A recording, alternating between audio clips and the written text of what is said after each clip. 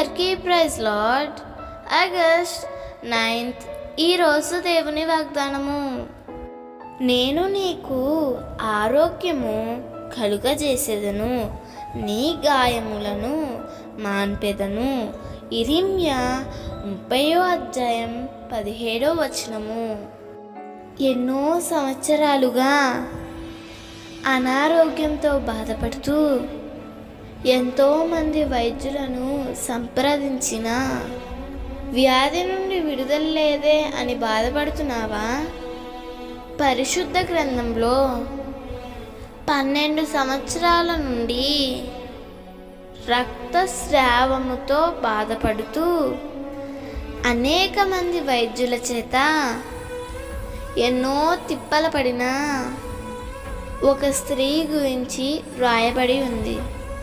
ఆమె యేసును గురించి విని ఆయన వస్త్రపు చెంగు ముట్టి స్వస్థత పొందుకుంది. యేసు ఆమెను చూసి, అమ్మా, నీ విశ్వాసం నిన్ను స్వస్థపరిచెను అని సెలవిచ్చారు.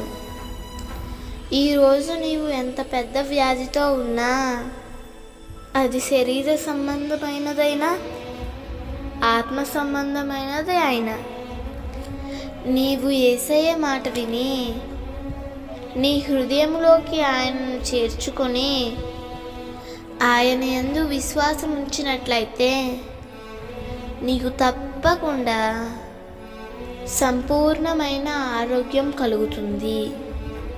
అంతేకాదు, నీ ఆత్మకు రక్షణ అనుగ్రహింపబడుతుంది.